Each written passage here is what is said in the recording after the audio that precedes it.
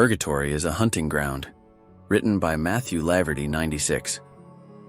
You hear all the stories about the big two, heaven and hell.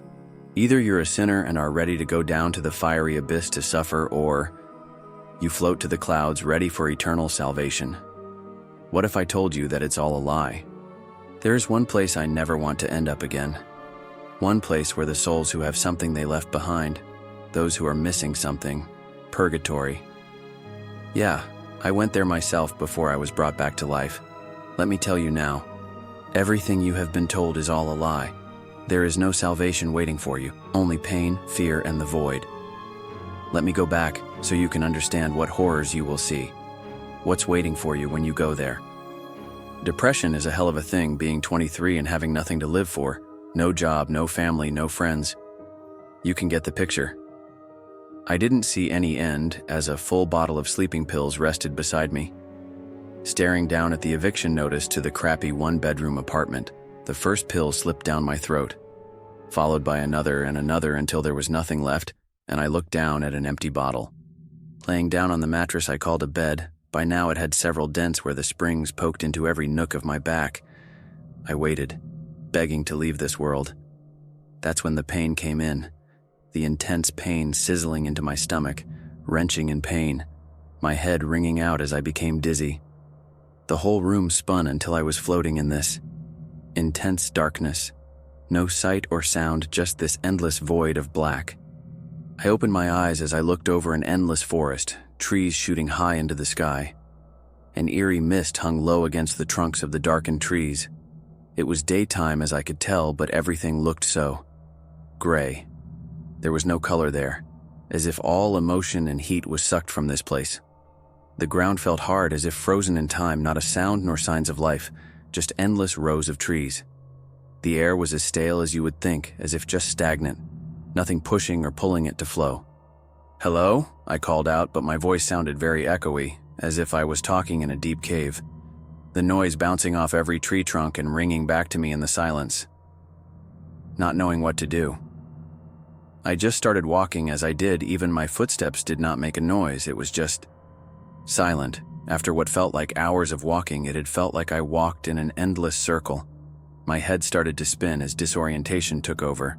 Everything was spinning as I landed on my back with a deep thud, blinking several times as I tried to steady myself and will myself further to get back up. I felt a soft wind brush against my face. To finally have some sense hit against me was like a breath of new life. Standing up full now, I could notice this brilliant glow in the distance. After walking for so long, it was the only thing I could use to pull myself from the nagging dizziness that took me as I pushed onwards at a quickened pace towards this inviting light. I made my way over. As I got closer to it, the light was almost blinding, a stark contrast to the gray that hung to every corner. A figure came into view and the brilliant light dulled. Then there before me was a magnificent figure. His features were completely perfect against his tall frame. In fact, he towered before me, wearing what I could describe as golden armor. If I could compare it to anything, it would be like ancient Roman armor. Flowing from his back were two dove-like wings, neatly tucked in as they hugged against him, reaching down to the backs of his legs. They were white as snow. Long golden blonde hair flowed down past his features perfectly in every way. An angel? I began to question myself. Every religious book showing angels matched this being in front of me. He turned to look at me. His eyes glowed with holy fire. His presence was cold, yet commanding. As he eyed me, it was like something clicked in his head. His face contorted into disgust, looking down at me like I was a cockroach ready to be stomped out of existence. Suicide. Blasphemer. The deep, cold voice boomed out over the forest. The tone behind it told me everything I needed to know about these creatures. This angel's intent. As he said this, he drew a large sword from his hip. The long, polished blade rested in an ornate golden hilt. As he drew the sword, it ignited with flames. The heat was intense. My fight or flight response was ringing off in my head like crazy, willing me to get the hell away from that thing. I ran. By God, I turned and I started to sprint from the malice taken form. Heavy breaths of terror and fatigue flowed from my mouth as my lungs burned just as much as the angel's sword. "Blasphemer!" The booming yell almost shook the entire forest as I cried out, my legs carrying me as if on autopilot. I felt a great whoosh of air rush past me, that feeling of hatred closing in behind me as I knew he was coming for me. The intense heat getting closer and closer, my legs giving out. I can't remember if it was fear or if I tripped on something, but I fell. As I did fall, I looked up to see several trees fall beside me. The angel in one swoop of his blade managed to cut down a dozen trees. That's when I laid eyes on the skies of this place. The sunlight exposed through the few open cracks that the fallen trees had given, but there was no heat. It was just this gray ball of light raining over this forest. But I had no time to really think about. From the clearing the angel left, I spotted it. The intense light speeding closer and closer towards me. The air giving off an intense pressure as it did, a booming roar of anger following in its wake. Move, I have to move. I could feel that instinct kick in and I rolled. As the angel collided with the ground, it sent out a shockwave as I could feel the flame of the sword burn the side of me facing it. The shockwave also sent me flying into a nearby tree. As I collided with the thick trunk, several parts of it splintered behind the force of me hitting it, as I cried out in pain, landing rather harshly with the cold ground, thankful as I didn't feel anything crack or break. Though I could still feel the intense pain across my back, the air forced out of me in one harsh, rugged breath. Where the angel had landed was a large crater. As I blinked, the force of the attack had left my head spinning. A harsh ringing met my ears. The angel was already on his feet, staring me down, almost toying with me, like a lion ready to pounce on its prey. That deep voice ringing out over the forest once more as it spoke, the feeling of hatred and disgust behind every word. The sinner and blasphemer will meet their end. All of this is for nothing. You shall perish before me, and your soul shall be delivered to the Almighty. You are but an insect beneath his eternal gaze. The angel took one step towards me. The gravity of its presence in this dark place was crushing, as if the first itself rumbled in fear of his presence. But I wasn't waiting for my fate. The burn marks that covered the portion of my body was stinging reminder of what it would do to me without a second thought. With one pained and sluggish movement, I moved to the dense tree line. Behind me, I could hear what was almost a pained grunt from the angel. Moving to the trees, the hateful pressure lifted off from behind me. The intense heat moving upwards, the whooshing sound followed by the loudest flapping of wings was intense and terrifying all in one. I rounded several trees as I shakily limped my way from it, begging for it all to stop, for after all the angels were supposed to be the good guys, right? I felt a hand reach out and grab me, pulling me into a makeshift hole in the ground, almost like a trapdoor spider would do to its prey. I let out a muffled yelp as a woman held her hand over my mouth, and with the other she held a finger to her lips, willing me to keep quiet. From the top of the cave, I could hear several whooshing sounds as the angel passed back and forth several times. Each time it passed, I could feel it was more desperate to find me. Until finally we heard a large thud from above us, the intense pressure weighing down on us, keeping us still in the moment. The deep voice rang out again. The sinners hide like vermin. Blasphemers, whores, and heretics hide as if their fate will change. You will soon hear my rejoice, as all of your souls are brought before him. A long horn noise bellowed out among the dark trees. The deep rumbling shook the whole forest. The cave we took shelter in let loose fragments of dirt that fell all around us, almost as if quaking in fear from the horn. The crushing pressure seemed to lift from the air around us, the silence rushing back to us as if it was in a full sprint. The silence didn't last too long as another rumbling happened all around us. I let out a whimper as I begged for that angel to stay away. Only it wasn't the intense pressure that came back or the whooshing of air. No, it was the groaning of trees, as if the forest was alive in itself. Pain struck me once more as I let out several grunts and moans in discomfort, nipping and stinging pain holding onto the burns over my body. The charred flesh began to heal itself. Through several disgusting snaps and pops, I could see the skin on my arm returning to normal, the darkened flesh returning to its original color. As everything settled back to normal, the woman who covered my mouth let out a sigh of relief, removing her hand from my mouth. She regarded me bluntly. 1 second longer, and it would have had you in its grasp. I blinked several times as the nipping pain faded from my body, eyeing her up and down. From the low light of the tunnel, I could make out tattered brown robes, with her black hair messy yet mostly covered by a shawl to match. As she turned, I could just make out a long, dark tunnel with a dull glow further in. The woman beckoned me to follow her down, as we kept on all fours, slowly crawling out way down the cold, hard dirt sticking into the soft parts of my hands. A low whisper came from up ahead. Several people murmured to each other in a hushed tone. The dull glow got closer and closer until the tunnel opened up into a room-like structure. The dull glow was a makeshift fire. The timbers in it popped a cracked lowly. 2 figures sat huddled close to the fire. They both eyed me worriedly, almost expecting something else to be following us. But the woman was first to speak, calming their silent concerns. "It's gone for now. Lucky enough I managed to grab this one just as the angel was about to make its attack." She turned to face me, a soft smile across her lips. "You can call me Sam," she said matter-of-factly. "Oh, yeah, I'm Jake," I sputtered out, unsure of myself. "Where am I?" I asked, more of an open question as I peered around the 3 of them. "Well, kid, this is Purgatory. You're dead. Simple as that," one of the men by the fire stated bluntly. "Dead, I trailed off in thought, though I wanted this right. After all, I did swallow those pills with one thing in mind." The man let out a soft chuckle. "Don't worry, it's hard to wrap your head around, isn't it?" He's questioned before carrying on. "1 minute you're alive as alive can be, then poof, you're looking over an endless forest. The name is Doug, by the way." "Yeah. What was that? Surely that can't be an angel. They're not, supposed to kill us. They're supposed to be the good guys, right?" I looked over at Doug, questioning everything. He gazed into the fire.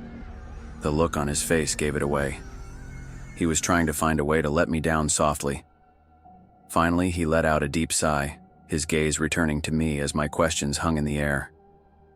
"It's all a lie, kid. All of it. There is no hell or demons, no rainbow bridge taking you the promised lands. All we are to them is fuel. As they drive the sword into you, it burns the last of your body away as your soul is taken to what you would think is heaven. But it's all bullshit. Your soul is sucked into the clouds as the angels grow stronger. And as you can guess, there are all pompous pricks. They only see us as fuel to the fire, as vermin." The weight of his words bore down on me like a ton of bricks. I was breathing heavily as he told me everything. "How could you know all this? Surely that can't be right. I'm not even religious, and I know they tell stories about how we all go to eternal peace in the clouds," I sputtered out to the 3, as they gazed at each other, but their eyes landed on the last man as he came closer to the fire. It was an old man with balding white hair. He was wearing robes that priests usually wear. The old man spoke out. "I know because I seen it with my own eyes. I openly welcomed death at the end of my life, drifting in the darkness before I stood in a line. All those people waiting to get into the white gates of heaven. Only then did I truly see past the lies, as it was near my turn to step into what I thought was eternal paradise. I saw it. Those who went in front of me were being slaughtered by the angels, their souls being sent upwards into this swirling vortex of clouds, blue streaks flowing towards the sun, to the eternal one, to God." As the priest spoke on, I could only rest my head in my hands. This wasn't real. It couldn't be. Is that all we are? Fuel to the fire? The nagging questions rang in the back of my head as the priest continued on. I watched this all, but I wasn't going to commit myself to that fate. I couldn't. The angels could sense it too. They stopped to look at me, hatred behind those eyes. Oh, how they have so much hatred for us. But I looked around me and took a leap of faith. As those angels came for me, I jumped into the darkness and I woke up here. This forest has held me here ever since then. Those we can get to, we try to save. But as you can see, we haven't been able to get too many. The angels are relentless and ruthless. That's enough, Sam called out. Can't you see he has been through enough? Let him get some rest first before you make him lose his sanity in one go. The old man huffed and turned. Seeing annoyed to be interrupted like that, he made his way further into the tunnels as I was left with Sam and Doug. Sam resting a hand on my shoulder. Come, sit and rest by the fire. I sat down on the cold floor, resting against the tunnel walls as I gazed into the fire, trying to come to terms with this new reality. Sam took a second to sit beside me, sighing softly as she peered in the direction the old priest wandered off. Don't mind Father Donovan too much. He has had it the worst than any of us, really and truly. To being a man preaching of the eternal love of God for so long, preaching over and over again how the angels are here to shepherd us to salvation. Sam mused for a second before carrying on. I suppose in a twisted sense they do still shepherd us, though in a more horrific way than told in the good book and not in the way you would think. That's when Sam's gaze lifted to meet mine. A more serious expression painted across her face. He cares, Jake. Though he may seem serious and sour all the time, he really does care for everyone that comes here. She took a moment letting the words sinking in, but I could tell she was internally questioning if she should tell me the next part. Closing her eyes with a soft sigh, she told me, "He saved me when I first came here. I was in the same situation as you, being chased down as the angel roared out that I was a heretic. You see, Jake, where I came from, God isn't the God you know. Where I come from, the world is a completely different place. Women are supposed to stay quiet and heed the beckoning of their husband's word, and that's what happened to me." As Sam told me of her story, I could see the fire cast an eerie shadow over her, darkening one half of her face as she told me her story. I decided that I wanted to be different and speak out. Why should we all keep our opinions silent? An opinion can change the world if spoken with enough passion, right? A bit lost in the moment, I let out a soft, Yeah, of course." Sam shook her head softly at that. Well, the men I knew in life didn't think so. Most of the time, they just ignored me and told me to be silent. My word wasn't worth much compared to my husband's. But the more they ignored me, the more I pressed on, the more it drove me to keep pushing. It hit a breaking point. I was dragged before a council of elders that told me I didn't value the teachings of our God, that I should be shunned and punished for my blasphemy to the Holy One. She peered up to me, a soft tear running down her face. I was dragged into the street and flogged. Then a crowd of people gathered into a circle around me, and I was stoned to death, Jake. I let out a soft gasp, the shock of it all stricken across my face. I knew that other places were strict, that women are oppressed, seen as second-class citizens, but to be shunned and killed for speaking out against things, it's just madness. To go through so much pain in life and to end up here, hunted for nothing more than fuel. It really changes perspectives of my own life. Hearing this all made me really reflect how selfish I was. Sam took a moment, her gaze retuning to the fire. Several soft sniffles echoed out. Slowly, Sam regained herself. That's when Father Donovan brought me here. It took the longest while. I held a lot of hate for everything. Anytime he tried to reason with me, I'd come at him with spite. But he's stubborn, he managed to break down those walls. While Sam started into her explanation, I could see a soft smile return to her lips, seeing her demeanor lift. Over time, he taught me that not everyone will treat me the same, though I was hurt like I was. All it takes is some compassion for what people are going through, and it worked. The hate I held started to fade. I came to the realization of what he meant. This place we are stuck in, what's hunting us, is meant to break us down, suck any sense of being away from us. But if we have a purpose, give people a purpose to fight on, to keep being them, to bring in hope when all hope is lost. Her gaze flicked over the Doug. He had been watching us in silence, letting Sam get out everything she needed to. She let out a small chuckle. Besides, it helped me to save Doug here. Or covert ops. I'm not joking when I say he really didn't need any saving. He knew instantly that the angels were a threat when the horn sounded and it was safe to roam again. I watched this man almost appear out of nowhere, hidden in plain sight. Doug laughed with her, the mood lifting further as he spoke. Yes, ma'am. Yeah, I was a soldier before I came here, Corporal Douglas Cormack, 2nd Battalion Minesweeper. I served 3 tours in Iraq before you know. Doug motioned onward, his hands waving about, making a comedic approach of himself.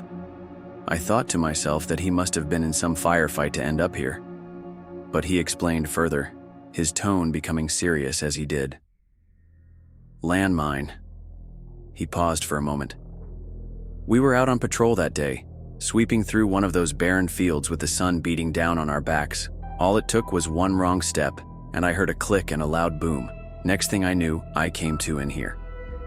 Though he didn't seem too overly bothered about the way he died, I could still tell he was missing something or someone. Family, a partner, kids. I didn't want to press too much, though after he told me his story, it was silent. My eyes darting around the place, I knew it was time to give my story. But it felt awkward. Both of them had some tales to tell. Then there was me. Some random 23-year-old who had depression. How could I tell them that? How I basically threw my life away because I went through a rough patch. Doug must have sensed my discomfort, somehow knowing I wasn't ready to share my story. He awkwardly cut into the silence. "I suppose you felt the second rumbled?" He questioned, a forgiving look in his eyes. "Yeah, what was that? I thought the angels were still sneaking about trying to trick us." Doug let out another soft chuckle. "Lucky for us. No, the forest resets itself after the angels leave this place. The horn acts as a signal. I watched it happen one time. The rumbled happens, and it's like the forest comes to life. An unseen force repairing all the trees, lifting them back into place as the fuse back into the stumps, pushing the dirt back into place again, perfect every time. You see, time doesn't flow here like it does back when we are living. It's like we are frozen, just as we were when we died, stuck in an endless time loop." Then Sam came in shortly after. "As you have seen, the angels don't see us as humans, the irony in it, as we were after all. Created in their image. They us see of sport when a new person lands here. It's almost like a signal to the angels. They give you a heads up that they have arrived with that breeze you first feel. But anyone who is even remotely religious will flock straight to them, the almighty angels that God sends down to help those in need. A sick, twisted joke, if you ask me." Sam let out a mocking sigh, throwing her hands up in frustration as she spoke. "Once they do get you, they will cut you down without a second notice, praising the Almighty as they do. Some of the angels like to toy about with you, let you run as they pick you off, slowly draining all the fight you have left. Then you have the ones that just go straight for the kill, not seeing you worth the time or the hassle. But that's not the half of it when they stab the sword into you, get engulfed by the flames.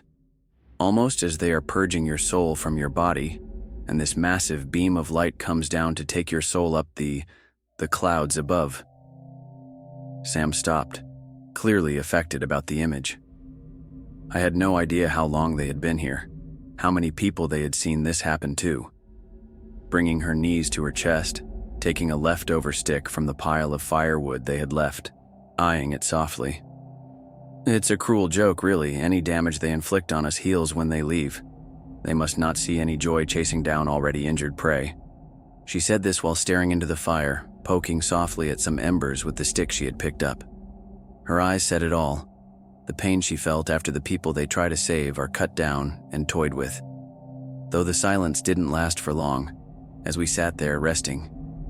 That's when we all heard it, the soft whistle of air rushing down into the tunnel. I could feel a ringing in my ears as it did, terror filling me once more, a soft whisper leaving my lips. "Oh no, they are back." Sam and Doug looked at each other as they seemed to move like a well-oiled machine. "You take the backwards entrance, I'll head up forward. Remember, Sam, if we can't get them without risking ourselves. We leave them, we can't, and I repeat, we can't save them all." Doug echoed out as he moved deeper into the caves. Sam waited for a moment. The look on her face was somber, Doug's warning cutting into her deeply. She blinked a few times as she made for the tunnel that she first led me down, motioning me to follow her. We crawled towards the entrance. Cold determination rested heavily in the air. As rays of light creeped through the makeshift door to the tunnels, the booming voice ringing out once more, though more muffled, we both understood what it had said. "Pathetic sinner, worthless wretch." We both knew the angel had found whoever was unlucky to land themselves here. Sam rested her hand against the door as he looked at me, and with her free hand she made two motions. The first was a finger to her lips. That one was obvious. The other was her motioning me to keep low. With a soft push, she lifted the door up to just about eye level as we peered out. The forest, just as we had left it, but we could hear it. A faint cry getting closer and closer as a young woman came into view, her movement sluggish as she collapsed to the floor, blood pooling beneath her. As we watched, I could feel my pulse quickening, my heart beating against my chest. "Aren't we going to go get her?" I whispered frantically. Sam shot me an intense look. "Not yet, we don't know where the angel is." Her tone was serious as she continued to scan our surroundings. The weight was crushing, seeing the young woman's chest slowly rise and fall. I couldn't take it. I had to help her. I had to. Against my better judgment, I pushed past Sam and into the open forest. I heard Sam call to me in fear, her fingers lightly brushing past my jacket as she tried to stop my advance. I ran to the woman, my legs clumsily leading me towards her, but that's when I heard the light whooshing sound.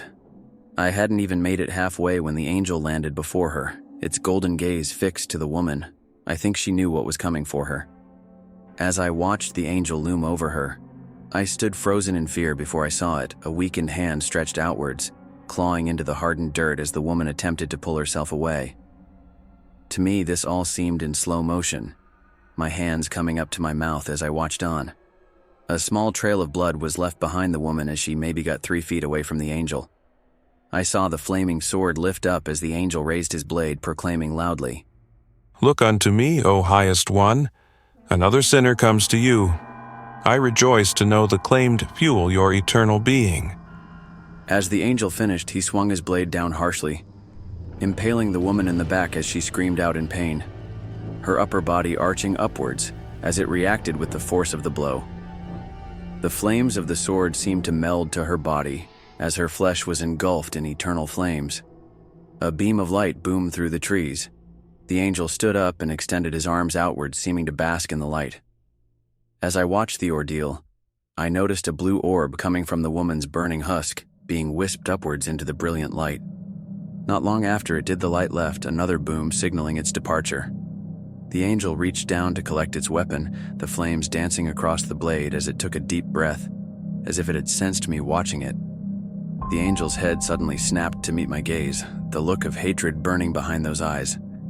I took several breaths of terror as it looked at me, completely frozen in place, my survival instinct telling me to run, to move, to get away from this thing. The angel seems to pose itself in my direction, the flaming blade hugged close to its side as it got ready to lunge at me. That's when it happened. The angel came at me, blade ready to strike. Its speed was terrifying all in itself. I felt 2 hands push me harshly from behind as I tumbled to the side, the air speeding past me as I fell. That's when I heard it, the sickening sound of a hard object being forced through skin, a terrible ripping sound. The angel's assault kicking up dust in its wake. As the dust settled, I let out a large gasp. No, please no. The blade had met its mark, only it wasn't me that it hit. It was Sam. She had pushed me out of the way at the last second. I don't know if she had seen the angel coming or willingly sacrificed herself for me.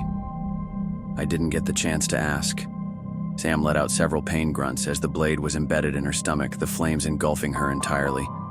The beam of light coming down, crashing through the trees. I had to hold a hand up, being this close to the light. It was blinding. As Sam's soul was pulled upwards, I could have sworn I could hear the faint echoing cries from it. As the beam retreated once more, the angel pulled his blade back to its side as it turned to face me. On this glorious day, I offer 3 wretched sinners up to the Almighty. It took 1 step towards me, the step almost shaking the entirety of my being, though a softening ringing began in my head, the angel's movement getting slower and slower as it stood before me. I blinked. I could feel myself drifting in the endless void once more, being pulled somewhere. Internally, I began to wonder to myself, did the angel get me? Was I going to be fuel? I didn't have to wait long for my answer.